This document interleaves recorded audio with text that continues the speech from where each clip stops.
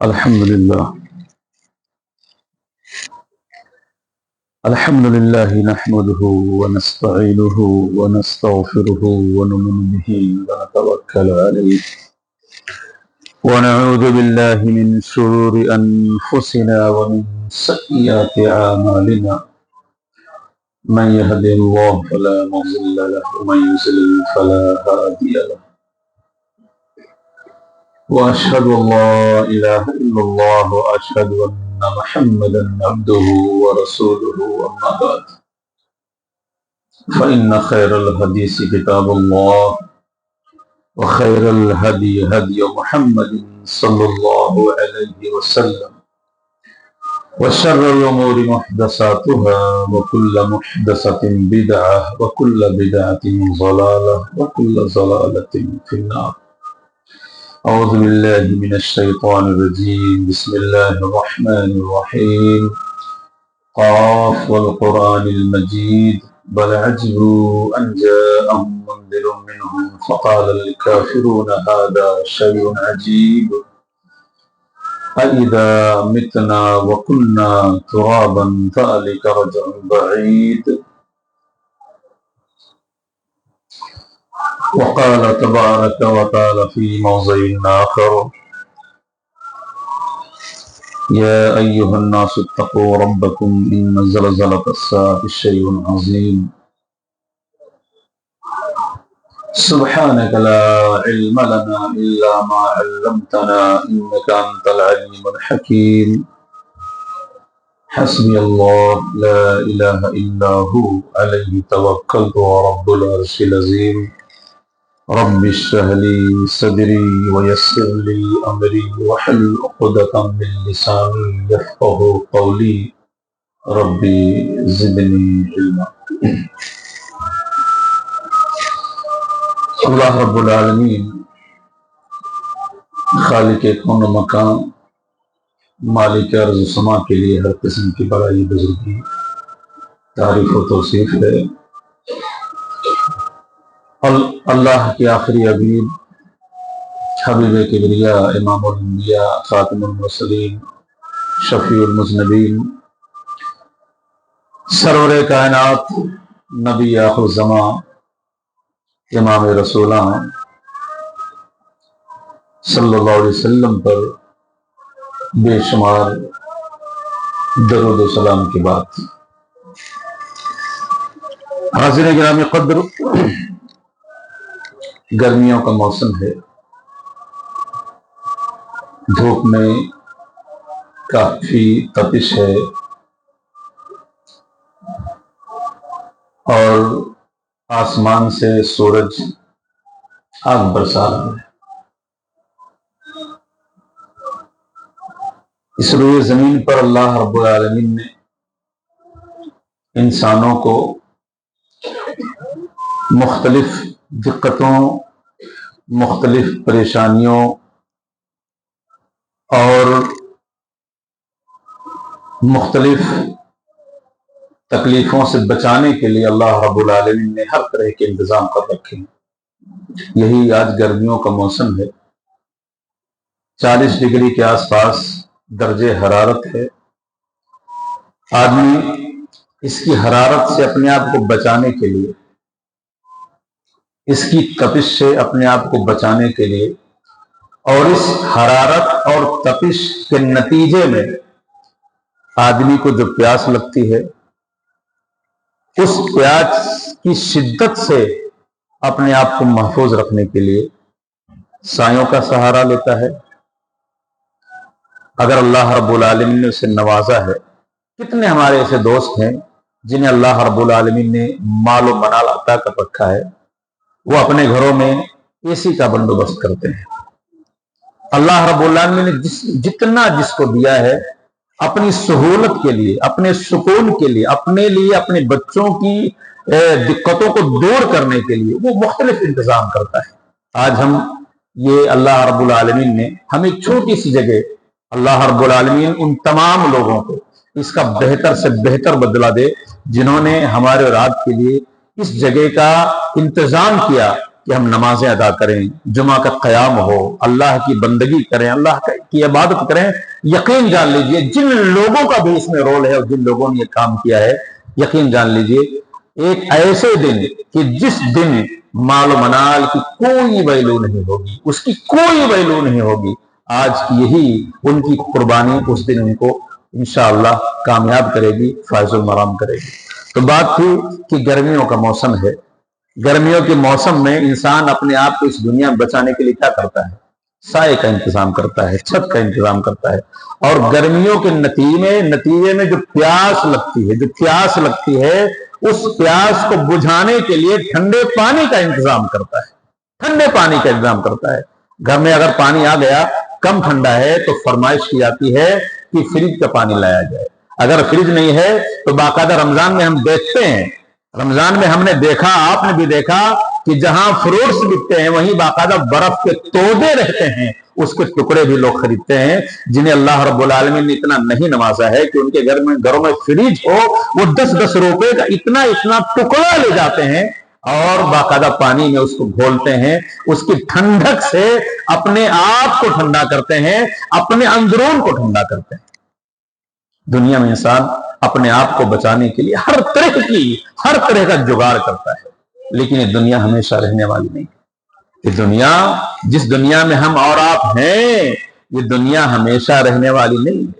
اور میں آپ کو بتاؤں، بنی نوع انسان پر، ہم انسانوں پر، آدم زادوں پر، آدم کی جتنی اولاد ہیں، تمام کی تمام اولاد پر ایک ایسا وقت آنے والا ہے کہ تمام کی تمام انسانیت، میرے دوستو، ننگے بدن،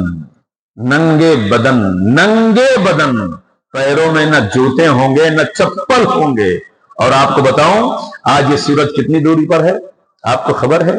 جس سورج کی تپش آج ہم کو حیران کیے رہتی ہے، پریشان کیے رہتی ہے، ہمارے بدنوں سے پسینوں کا ایک سیلاب پھوٹتا رہتا ہے میرے دوستو، اور ہم تھوڑے سے وقت میں حیران و پریشان ہو جاتے ہیں۔ میرے دوستو، ہمیں خبر ہے یہ سورج کتنی دوری پر ہے؟ آپ گوگل پہ جائیے، سرچ ماریے، سورج کی زمین سے سورج کی جو دوری ہے، اوسط دوری 14 کروڑ 95 لاکھ 98 ہزار کلومیٹر کی دوری ہے۔ کتنی؟ 14 کروڑ 95 لاکھ 98 ہزار کی اوسط کلومیٹر کی دوری ہے زمین سے آسمان تک، اور جہاں سورج ابھی ہے وہاں سے سورج کی روشنی کو زمین پر پہنچنے کا جو دورانیہ ہے، جو وقت ہے میرے دوستو، وہ 8 منٹ 19 سیکنڈ، یعنی وہاں سے سورج کی روشنی جو چلتی ہے تو زمین تک پہنچنے میں یعنی کتنی دوری پر ہے۔ یہ سورج جو ہمیں روشنی بانٹتا ہے اور گرمیوں میں پسینے بانٹتا ہے، میرے دوستو، یہ سورج اس زمین سے جو دوری ہے وہاں سے اس کی روشنی جب سفر کرتی ہے، سفر کرتے کرتے اس زمین تک پہنچتی ہے تو اس کے سفر کا جو دورانیہ ہے وہ 8 منٹ کتنا 8 منٹ 19 سیکنڈ اس روئے زمین تک پہنچنے میں لگتا ہے۔ اندازہ لگائیے، اتنی دوری پر ہونے کے باوجود، اتنی دوری، اور میں تو کہتا ہوں یہ سایہ ہے نا، یہ پنکھے کو اگر بند کر دیجئے آدھے گھنٹے کے خطبے میں میرے دوستو سب کے بنیان، سب کے کپڑے پسینوں سے شرابور ہو جائیں گے۔ یہ سایہ ہوتے ہوئے بھی اگر یہ پنکھا بند کر دیا جائے تو آدھے گھنٹے جتنے ہم لوگ ہیں تمام کے تمام لوگوں کے کپڑے پسینوں سے شرابور ہو جائیں، یہ عالم ہے۔ لیکن بتاؤں میں آپ کو بتاؤں، مقداد ابن اسود رضی اللہ تعالیٰ عنہ کی روایت ہے، یہ بیان کرتے ہیں کہ اللہ کے رسول نے فرمایا، میں نے کہا کہ تمام کی تمام انسانیت پر جتنے آدم کے اولاد ہیں، قیامت کی صبح تک اس روئے زمین پر جتنی آدم کے اولاد پیدا ہوں گے، تمام کے تمام لوگوں کے لیے میرے دوستو ایک ایسا وقت آنے والا ہے، ایک ایسا دن آنے والا ہے کہ تمام کے تمام لوگ अपने मालिक मुख्तार के सामने, अपने परवरदिगार के सामने, अपने पालनहार के सामने मेरे दोस्तों खड़े होंगे। और कैसे खड़े होंगे? हदीस में है, ला तज़ूलु कदम इब्न आदम, आदमजाद के कदम हिल नहीं पाएंगे। आदमजाद के, हम सब आदमजाद हैं, आदम की औलाद आदमजाद है, आदमजाद, आदम की औलाद, आदम इब्न आदम जितने हैं, उनके कदम जब तक अपने रब के सवाल का जवाब न दे लें, उनको हिलने की इजाजत नहीं होगी। और कितनी जगह होगी? आज हम टेक लगाते रहते हैं, पहलू बदलते रहते हैं, सब कुछ है, कोई दिक्कत नहीं है, लेकिन 15 मिनट अगर एक तरीके से बैठे रह गए तो पहलू बदलते हैं, टेक लगाते हैं, उकड़ू बैठते हैं, किसी अलग अलग तरीके से बदलते हैं। लेकिन नबी ने फरमाया कि ला तज़ूलु कदम इब्न आदम, आदम के औलाद के दोनों कदम, उन्हें हिलने जुलने की इजाजत नहीं मिलेगी। कब तक? यहां तक कि अल्लाह के सवाल का जवाब ना दे लें। और कौन से दिन? कौन से दिन? जिस दिन की बात है, उस दिन के बारे में नबी ने अल्लाह फरमाता है कि वो दिन 50,000 साल के बराबर होगा। अल्लाह अकबर! कितना? 50,000। हम 2024 में हैं। हजरत ईसा को इस दुनिया से उठाए हुए अल्लाह के यहां गए हुए 2024 चल रहा है। अंदाजा लगाइए कितना लंबा हमको लगता है। लेकिन कुरान में है, यौम यक़ूमु रूह वल मलाइका, मेरे दोस्तों, तारजुल मलाइकतु रूह फी यौमिन काना मिक़दारुहु 50 अल्फ सना, 50,000 साल का दिन होगा। और हदीस में है, मिक़दाद इब्न अस्वद इस हदीस के रावी है, सही रिवायत है, सही रिवायत है। हदीस के अल्फाज है, तुदना शम्स यौमल क़ियामह मिनल खल्क़ हत्ता तकूना कमिक़दार मील। हैरान कर देने वाली हदीस है, रोंगटे खड़ी कर देने वाली हदीस है, हमको हमारी गफलत से बेदार कर देने वाली हदीस है। हदीस के अल्फाज है जो मैंने पढ़ा, तुदना शम्स यौमल क़ियामह हत्ता तकूना कमिक़दार मील। जिस दिन लोग अल्लाह की तरफ हाथ कर बुलाए जाएंगे, क़यामत का दिन होगा, महशर का दिन होगा, जहां तमाम के तमाम अव्वलीन और आखिरीन का मजमा होगा, और जहां सिर्फ 2 कदम रखने की जगह, यानी आपने 2 कदम रख लिया, अब उसके अलावा आपको जगह मैसर नहीं होगी, और हिलने जुलने की इजाजत भी नहीं होगी। और बरहना बदन, कैसा बरहना बदन पर कोई कपड़ा नहीं होगा, कोई कपड़ा नहीं होगा। और पैरों में न जूते होंगे, न चप्पल होंगे, न मोजे होंगे, न कोई लिबास होगा। मेरे दोस्तों, अल्फाज रसूल हैं, हदीस रसूल के अल्फाज है, तुदना शम्स यौमल क़ियामा, क़यामत के दिन इस सूरज को करीब कर दिया जाएगा। किससे?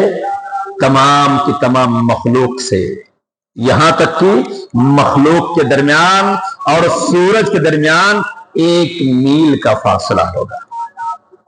आज कितना फासला है? कितना बताया मैंने? 14 करोड़ 95 लाख 98,000 किलोमीटर। कितना? आप सर्च मारिएगा गूगल पर सर्च मारिएगा, इतनी दूरी पर है। और इतनी दूरी पर होने के बावजूद मेरे दोस्तों, आज खुली छत पर कोई नंगा कदम चलकर दिखाए, 10 मिनट अपने आप को रोक कर दिखाए, ये आलम है इस गर्मी का। नबी ने फरमाया, तुदना शम्स यौमल क़ियामा, क़यामत के दिन तमाम की तमाम मखलूक़ात से सूरज को इतना करीब कर दिया जाएगा, हत्ता तकूना कमिक़दार मील, 1 मील का फासला। और मील जानते हैं, सलीम इब्न आमिर ये कहते हैं, मा अदरी मा यानी बिल मील, अल्लाह के रसूल ने इस मील से क्या मुराद लिया मुझे नहीं खबर। अल्लाह के रसूल ने जो कहा कि 1 मील का फासला रहेगा, लोगों में, इंसानों में और इस सूरज में 1 मील का फासला रह जाएगा। वो 1 मील किस माने में है? या वो मील मुराद है जो जमीन की मसाफत होती है तकरीबन 1.5 किलोमीटर के आसपास, या वो मील के एक माने सुरमादानी में जो एक सुरमा लगाने वाला एक छोटा सा कील जैसा होता है, या वो मुराद है? अल्लाह, अगर वो मुराद है तो भी जलना है। और अगर 1.5 किलोमीटर के बराबर मील की जमीन की जो मसाफत होती है, अगर वो भी मुराद है, आप अंदाजा लगाइए कि हैरानी, परेशानी और लोगों की नफ्सा नफ्सी का और लोगों के हालत का क्या आलम होगा। और नबी ने बयान भी किया, ऐसा नहीं हमको ऐसे ही छोड़ दिया जाओ भटको इधर उधर, ऐसे नहीं। नबी ने फरमाया, हदीस में है, हदीस में अल्फाज है, फयकूनु नासु अला क़द्रि आमालिहिम फिल अरक़। अल्फाज हदीस हैं कि लोग अपने अमलों के हिसाब से पसीनों में हो। सूरज हो, सरों पर हो, कपड़ा ना हो, कुछ ना हो, साया ना हो, पीने का पानी ना हो, और लोगों के बदनों से पसीने ना निकलें, ये पॉसिबल है? पॉसिबल है कि लोग एकदम उसके सूरज के एकदम डायरेक्ट निशाने पर हो और बदन पर कपड़ा ना हो, और इतनी दूरी पे इतनी करीब हो और बदन से पसीना ना निकले, बदन हमारा हम अपने अंदर से पसीनों की बौछार ना करे, ये मुमकिन है? नहीं मुमकिन है। नबी ने फरमाया कि लोग अपने अमलों के हिसाब से जो जितना बेहतर होगा या जो जितना बुरा होगा, लोग अपने अमलों के हिसाब से उस वक्त जब डायरेक्ट सूरज सरों पर साया फगन होगा, मेरे दोस्तों, अपने अमलों के हिसाब से लोग पसीनों में होंगे। नबी ने 4 अल्फाज आपने फरमाया, फमिनहुम मन यकूनु इला काबैहि, कुछ लोग ऐसे होंगे कि उनके पसीने उनके घुटनों तक होंगे, टखनों तक। टखना, नमाज के लिए हम टखने खोलते हैं ना, उसी को टखना कहा जाता है। एकदम जमीन के आखिरी हिस्से से ऊपर जो उभरा हुआ हड्डी का हिस्सा होता है। नबी ने फरमाया कि कुछ ऐसे लोग होंगे, फमिनहुम मन यकूनु इला काबैहि, कुछ लोग ऐसे होंगे कि उनके पसीने उनके टखनों तक होंगे। वमिनहुम मन यकूनु इला काबैहि रुकबतैहि, और कुछ लोग ऐसे होंगे कि कुछ उनके पसीने उनके घुटनों, इसको घुटना बोलते हैं। वमिनहुम मन यकूनु इला हिक़वैहि, और कुछ लोग ऐसे होंगे कि उनके पसीने उनके कमर तक होंगे, हिक़वैहि, उनके कमर तक होंगे। वमिनहुम मन युलजिमुल अर्क़ इल्जामा, और नबी ने फरमाया कुछ लोग ऐसे होंगे कि पसीना उनको नकील लगाए हुए होगा, यानी नथुनों तक पसीना होगा, उनके नाक तक होगा, मुंह के ऊपर होगा। नाक ये होता है जो मुंह के लब के ऊपर होता है, यानी डूब रहे होंगे। अल्लाह, ये आलम होगा मेरे दोस्तों, ये आलम होगा।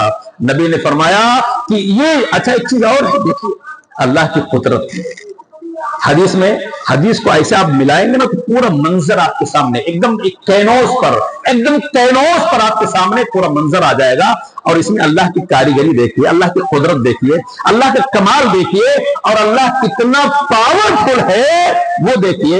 यानी पहली बात तो क्या है कि 2 कदमों की जगह, मामला समझिए मैदान महशर में जहां तमाम अव्वलीन और आखिरीन का मजमा होगा और ला तादाद इब्ने आदम की वहां भीड़ होगी, लोग ऐसे मिलकर खड़े होंगे। यानी 2 कदम की जगह, हिलने डुलने की जगह, गोया के सब बस्ता लोग होंगे, वहां सब बस्ता ही होंगे। क्यों?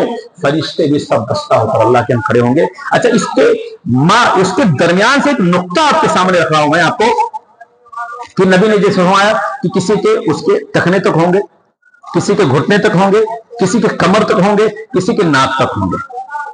एक महशर का एक ही मैदान है, महशर का एक ही मैदान है, और उसी एक ही मैदान में तमाम के तमाम लोग इकट्ठा हैं। गोया आप खड़े हो, आपके पहलू में कोई दूसरा खड़ा है। अल्लाह हम तो ये दुआ करेंगे, आप सब दुआ कीजिए कि अल्लाह उस महशर के मैदान में इस तरह की तमाम आजमाइशों से, दिक्कतों से हमें सैफ रखे, हमें महफूज रखे। लेकिन 2 आदमी हम में से किसी का नाम नहीं, ہم اللہ سے اللہ کی رحمتوں کے طلبگار ہو رہے ہیں, دعا کر رہے ہیں. ایک ایسا آدمی کہ 2 آدمی یا 4 آدمی چاروں 4 طرح کھڑے ہیں, ایک تکنے والا ہے, ایک گھٹنے والا ہے, ایک کمر والا ہے, ایک نتنے والا ہے, چاروں 4 ساتھ میں کھڑے ہیں. اللہ کا کرم دیکھیے گا, اللہ کا نظام دیکھیے گا, اللہ کی کاریگری قدرت دیکھیے گا. وہی پسینہ بازو میں ہے, وہی پسینہ کسی کو اس کے ٹخنے تک ہوگا, بازو میں کھڑا ہے اس کے گھٹنے تک ہوگا, ایک اور بازو میں کھڑا ہے اس کے کمر تک ہوگا, ایک اور بازو میں کھڑا ہے اس کے ناک تک ہوگا. یعنی وہاں ایسا نہیں مرجل بحر. دیکھیے قرآن نے کہا ہے کہ 2 دریا ایک ساتھ بہ رہے ہیں, 2 دریا ایک ساتھ بہ رہے ہیں, کوئی نہ ادھر ہوتا ہے نہ ادھر ہو. اس دنیا میں جب یہ معاملہ ہے کہ ایک ساتھ ایک کڑوا پانی ہے, کڑوا نمکین پانی ہے, اور اس کے دوش بدوش ایک میٹھا پانی بہ رہا ہے, اور اللہ نے دونوں کو اجازت نہیں دی ہے کہ کوئی اس کے اندر گھسے کوئی اس کے اندر گھسے. تو میدان محشر میں ایک ٹخنے والا ہوگا, دوسرا گھٹنے والا ہوگا, تیسرا کمر والا ہوگا, چوتھا ناک والا ہوگا, اور کھڑے ہوں گے. کسی کا پانی کسی کی طرف نہیں جائے گا, وہ اپنی آزمائش میں خود ڈبکیاں لگا کر ہوگا. اس کا ایک معنی یہ ہے. بات سمجھ میں آئی کہ نہیں سمجھ میں آئی؟ تو میرے دوستو, آج اس دنیا میں یہ اتنی باتیں میں نے کیوں کہا؟ گرمی ایک ایسی شے ہے جس کی کیفیت بیان کرنے کی ضرورت نہیں ہے. انسان کو حیران کر دیتی ہے, پریشان کر دیتی ہے. آدمی صحرا میں ہو میرے دوستو, تب اس سے گرمی کا عالم پوچھیے. لیکن میں نے کہا کہ تمام آدم ذات پر ایک ایسا وقت آنے والا ہے کہ اللہ رب العالمین میدان محشر میں ہمارا کو اکٹھا کرے گا. یہ سورج ہمارے کتنا قریب ہوگا, حدیث میں ہے کم مقدار میل, 1 میل کے برابر ہوگا, اور بدن پہ کپڑا نہیں, کوئی سایہ نہیں. میرے دوستو, بڑی حیرانی پریشانی کا عالم ہوگا. نبی آخر الزمان نے ہمارے اوپر یہ مہربانی, ایکسٹرا ایک مہربانی کی ہے کہ انہوں نے ہمیں کچھ ایسے اوصاف کی نشاندہی کی ہے, کچھ ایسے صفات کی نشاندہی کی ہے کہ اگر وہ اوصاف و صفات اس دنیا میں انسان اپنے اندر پیدا کر لے, اللہ اس کے اندر وہ صفت ودیت کر دے, اس صفت کا وہ حامل بن جائے, اس صفت سے متصف ہو جائے, تو محشر کے میدان میں جہاں صرف 2 قدم رکھنے کی جگہ ہوگی, آسمان 1 میل کی دوری پر ہوگا, لوگ پسینوں میں ڈبکیاں لگا رہے ہوں گے, اور بدن پہ کپڑے تک نہیں ہوں گے. اللہ تعالیٰ اس حیرانی پریشانی دقتوں بھرے دنوں میں اللہ تعالیٰ اس پر نظر کرم کرے گا, عنایت کی نظر ڈالے گا. اللہ محشر کے تپتی ہوئی دھوپ سے بچاتے ہوئے اسے چھاؤں عطا فرمائے گا. حدیث میں ہے, وقت بہت مختصر ہوتا ہے جمعہ کا, میں بہت زیادہ تفصیل میں نہ جاتے ہوئے اس گفتگو کو آگے بڑھاتے ہوئے ایک حدیث آپ کے سامنے رکھتا ہوں. حدیث میں ہے سبعۃ یظلھم اللہ فی ظلہ یوم لا ظل الا ظلہ. عام طور پر اللہ کے سمجھانے کے لیے بتاتا ہوں, جیسے 99 نام کی بات آتی ہے کہ اللہ کے 99 نام ہیں, لیکن اس سے آگے کی بات ہے اللہ کے بے شمار نام ہیں, 99 نام مشہور ہیں. اسی طرح ایک حدیث ہے کہ اللہ کے میدان محشر میں اللہ تعالیٰ 7 قسم کے لوگوں کو اپنے عرش کا سایہ یا اپنا سایہ, یہ دونوں چیزیں بھی میں واضح کر دوں, دونوں باتیں حدیثوں میں اللہ کا سایہ بھی ہے اور اللہ کے عرش کا سایہ بھی ہے. اچھا دیکھیے, اللہ کی صفات پر ایمان لانے کا سب سے اہم جو سبق ہے وہ یہ ہے لیس کمثلہ شیء, اللہ بے مثال ہے. اللہ کیا ہے؟ بے مثال ہے. بے مثال کا مطلب ہوتا ہے کہ اللہ کی مثال دنیا سے اور دنیا کی چیزوں سے نہیں کرنی چاہیے.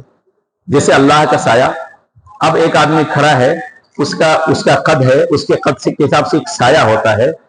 یہ سایہ دنیا کا سایہ ہے, اور دنیا کی تمام چیزوں سے, تمام محسوسات سے, تمام دیکھی جانے والی چیزوں سے اللہ پرے ہے. لیس کمثلہ شیء, اللہ بے مثال, اللہ جیسی کوئی چیز نہیں. تو اللہ کا جیسے اللہ بے مثال ہے ویسے اللہ کا سایہ بھی بے مثال ہوگا کہ نہیں ہوگا؟ ہم کیسے کلپنا کریں گے اللہ کا سایہ ایسا ہے؟ بس اللہ نے کہا, اللہ کے رسول نے کہا, ہم نے مان لیا. قالوا سمعنا, مومنوں کا شیوا یہ ہے, وہ کہتے ہیں سمعنا, ہم نے سن لیا, وَأَطَعْنَا, ہم نے مان لیا.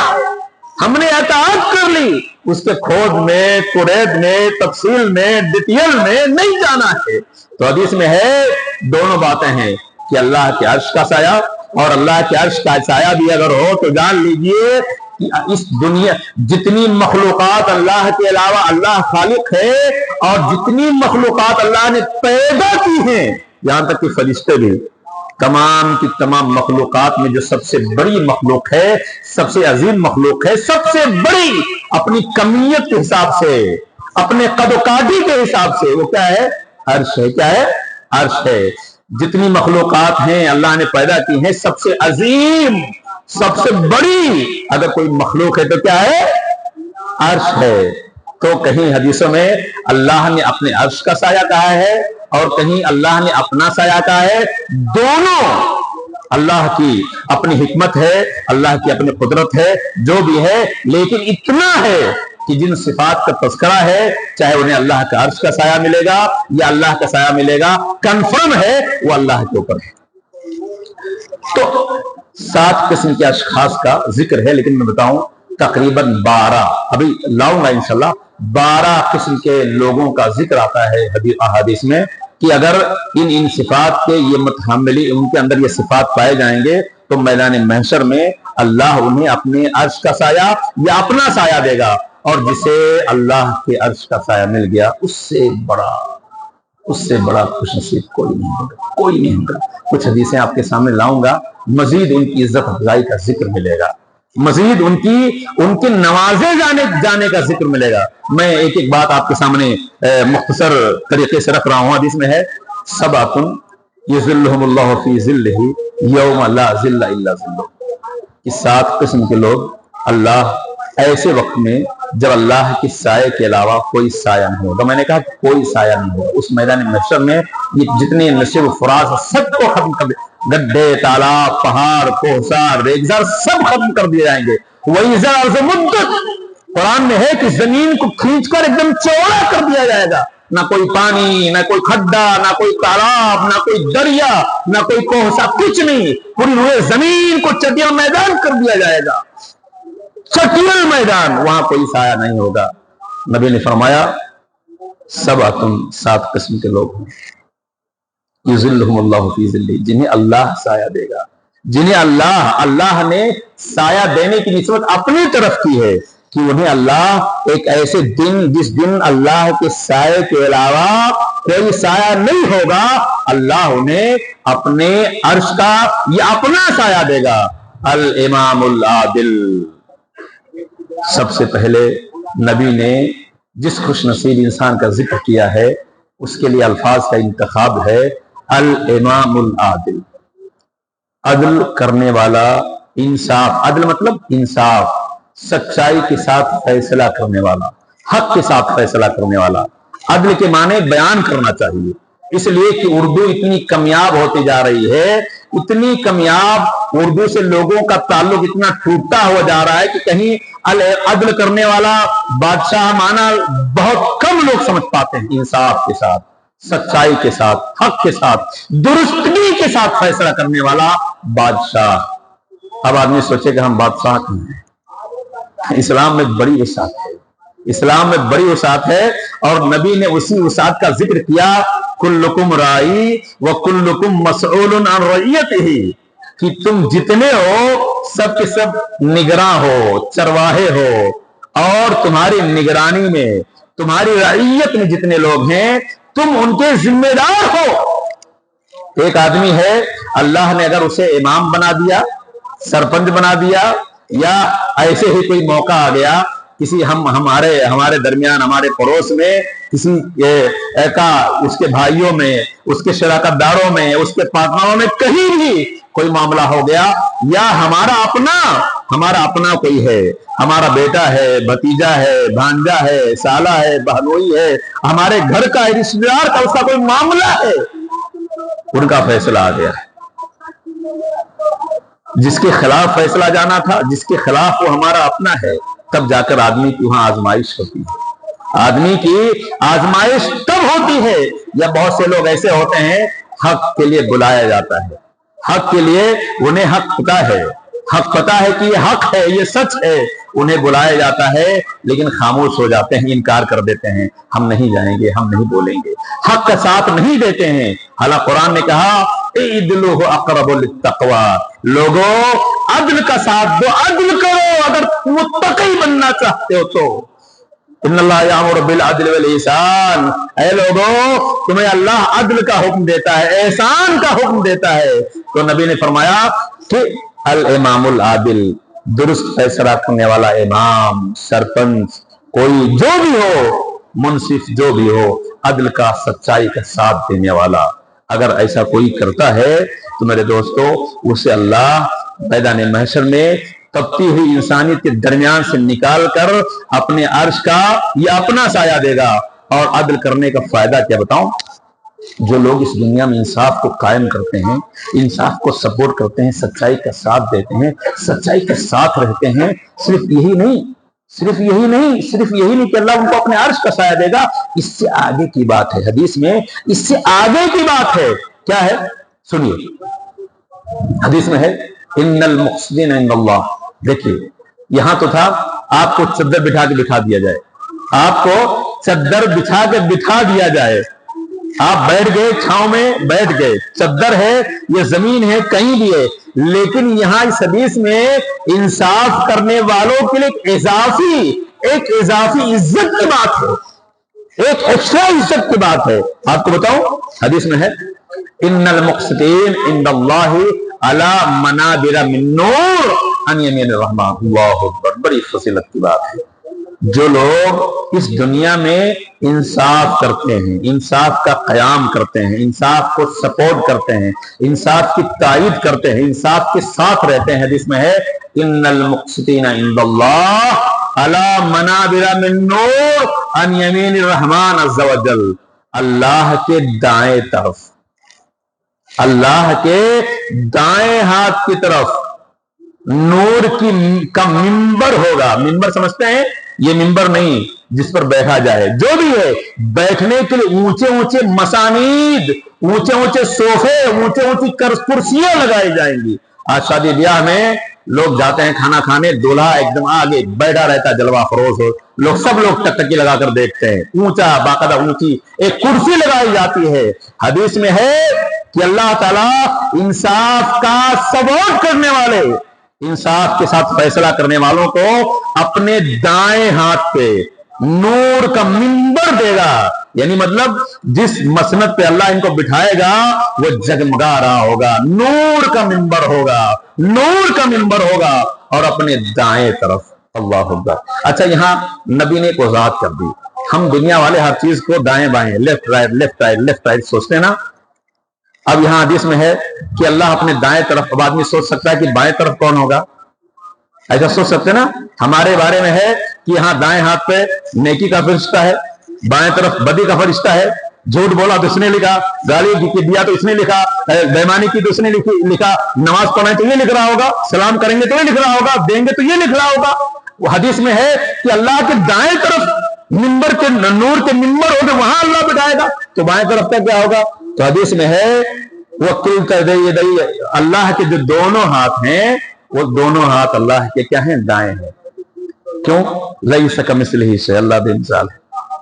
اللہ کو سمجھنے کے لیے, اللہ کی قدرت کاملہ کو سمجھنے کے لیے یہ ایک نقطہ ہمیشہ ہمیشہ ناک کے سامنے رکھنا چاہیے, تب اللہ کی ذات کو سمجھ پاؤ گے. کیا؟ لیس کمثلہ شیء, اللہ بے مثال ہے.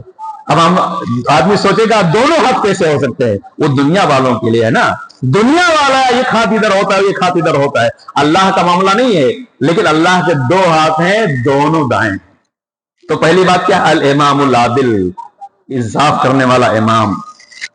ورجل وشاب نشأ فی عبادت اللہ, اور ایک ایسا آدمی ہوگا جس کی نشو نما, خالی 5 سے 7 منٹ میں, 5 منٹ میں خطبہ اپنا ختم کروں گا, خالی اس کو گنا دو. وہ شاب نشأ فی عبادت اللہ, ایک ایسا بچہ جو بچپن سے جوان ہو گیا اللہ کی بندگی کرتے ہوئے. ہمیں بچوں کو بچپن ہی سے مسجدوں میں لانا چاہیے. لوگ دنیا والے جو بھی سمجھنے دیجیے, ہماری زندگی میں ان کا کیا رول ہے, خالی مذاق کا, چینی گوئیاں کرنے کا, بپیاں کسنے کا, اس کے علاوہ کچھ دنیا والے نہیں کر سکتے ہیں, یہی ان کا کام ہے. اور کبھی بھی بتاؤں آپ کو, سب سے بڑا روگ, کہاوت ہے سب سے بڑا روگ کیا کہیں گے لوگ؟ اس پر نہیں جانا چاہیے۔ اللہ نے آپ کو حق کی توفیق دی ہے، حق کی ہدایت دی ہے۔ دنیا والوں کی باتوں سے بے فکر ہو کر نیکیوں کی طرف قدم بڑھاتے رہیں، اپنے بچوں کو بچپن سے مسجدوں کی طرف لاتے رہیں، بچپن سے مسجدوں کی طرف لاتے رہیں، انہیں نماز کی، روزے کی، نماز کیسے پڑھا جاتا ہے، دینداری کی، اللہ کے گھروں سے محبت کی۔ میرے دوستوں وہاں سے ان کو تعلیم ملے گی، ان کو حوصلہ ملے گا۔ وہ شاب النشأ فی عبادۃ اللہ، چھوٹا تھا، دھیرے دھیرے جوان ہو گیا، لیکن اللہ کی بندگی میں، اللہ کی عبادت میں، اور جوانی میں بھی۔ جو جوانی دیوانی کا دوسرا نام ہے، فتنے کا دوسرا نام ہے، اسی طرح بے حیائی فحاشی کا دوسرا نام ہے، گھومنے پھرنے کا دوسرا نام ہے۔ ان تمام ناموں سے اپنے آپ کو دور رکھتے ہوئے، اپنے آپ کو بچتے بچاتے ہوئے بچپن سے جوان ہو گیا، جوانی کی دہلیز پر پہنچ گیا، لیکن کبھی اس قدم ڈگمگائے نہیں، کبھی وہ اوباش نہیں ہوا، بدماش نہیں ہوا، کبھی اس نے اپنے راتوں کو رنگین نہیں کیا۔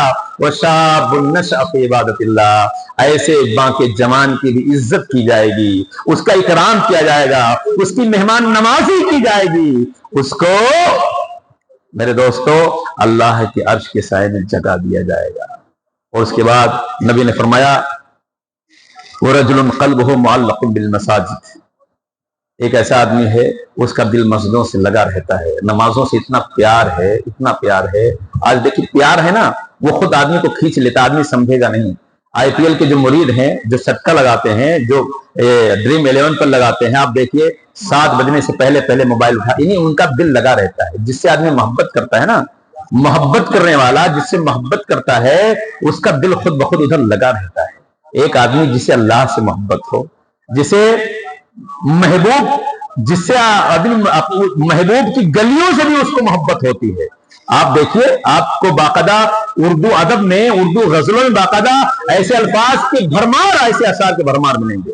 آدمی اللہ سے محبت کرتا ہے، یہ اللہ کا گھر ہے، دنیا کی سب سے بہتر چیز ہے۔ آدمی اللہ سے گفتگو کر کے نکلا، نماز پڑھ کے نکلا، اللہ سے سرگوشیاں کر کے نکلا، اسے پھر یہ رہتا ہے کہ اللہ سے پھر کب مجھے موقع ملے گا سرگوشی کرنے کا۔ اس کا دل اللہ کی محبت میں، اللہ کی یاد میں، اللہ کے گھر کی طرف لگا رہتا ہے۔ اللہ کی طرف سے بلاوے کہ کب بلایا جائے، کب کہا جائے آؤ اللہ کے بندو، اللہ تمہارا انتظار کر رہا ہے، کامیابی تمہاری انتظار کر رہی ہے، آؤ۔ تو رجل قلبه معلق بالمساجد، اس کا دل مسجد میں اٹکا رہتا ہے۔ ایک حدیث ہے من ترزا، خالی بس یہی تک خطبہ، اس کے بعد انشاءاللہ پھر کبھی موقع ملے گا تاکہ آپ کو سکون ہو کہ 2 منٹ میں خطبہ ختم ہوگا۔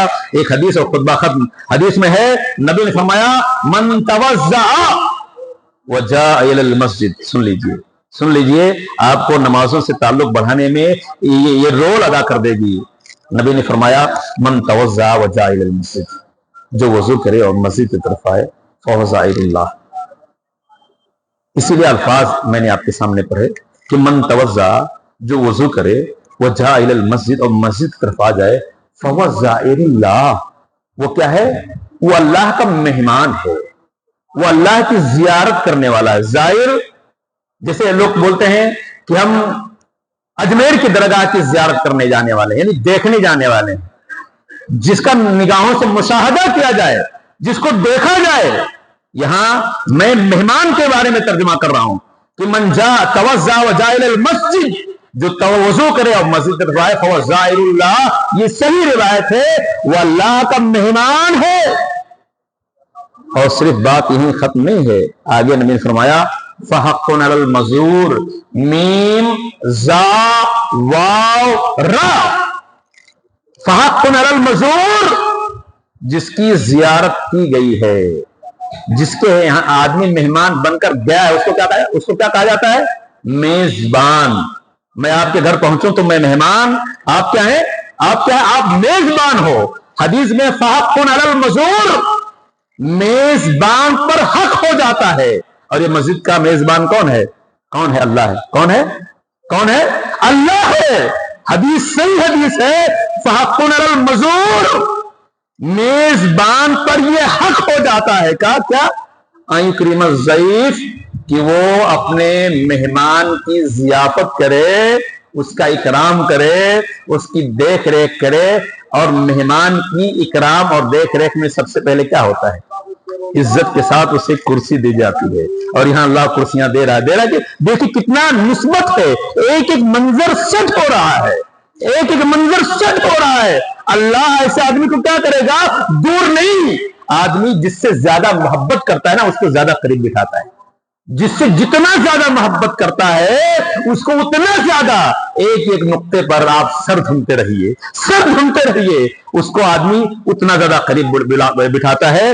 تو حدیث میں ہے فحق علی المزور, میزبان پر یہ حق ہو جاتا ہے ان یکرم الضیف, کہ میزبان کی کیا کرے؟ وہ اکرام کرے.